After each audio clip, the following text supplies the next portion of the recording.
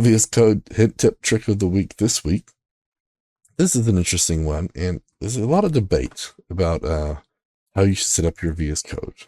And it's kind of the cool hip thing lately to say, hey, I want my bar on the right-hand side. So when I'm actually doing something, I see my panel on the right. And the reason is, when people do this, if you shrink the bar, move the bar, or whatever else, that it doesn't interfere with your text as you're typing. So usually the right-hand side is what people are doing these days. But this module, this extension, auto hides it. So if you're aware, if you've got the file tool open and you do Control B, it will bring the files out and put it back.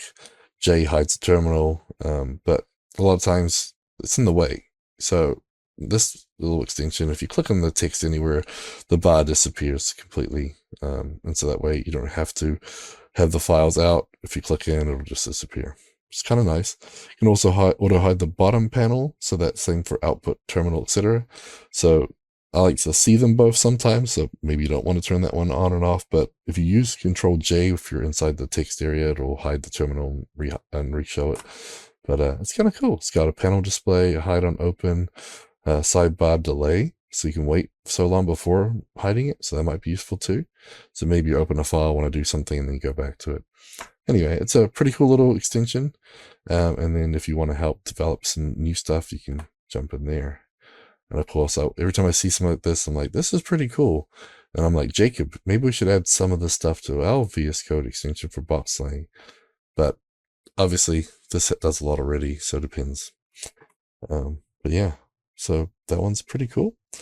And again, you should probably stick your bar on the right. I still have one on the left. I know, I'm one of those stubborn people, but you should check that one out. So auto hide, you can configure it to auto hide sidebar or bottom bar, etc., with delays and everything.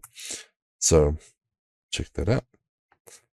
Actually, that reminds me, there's some cool VS Code stuff that we do with command blocks, and there's like little tasks that you can add to VS Code. So when you open them, your workspace will actually do certain things. So one of them I did, just a little tip here. If you make a task for it, when you open up VS Code to a folder, it'll read your VS Code folder, and inside there you can put a task that will automatically start command blocks up in that folder. You can even have it start the servers. You could even have it run tests or anything like that. So depends, if sometimes you don't want that to happen, you can maybe disable it, but I like that as an option, just to be able to, when I open it, boom, it's running. So I'll have to find that little task script, and maybe I'll share that next time.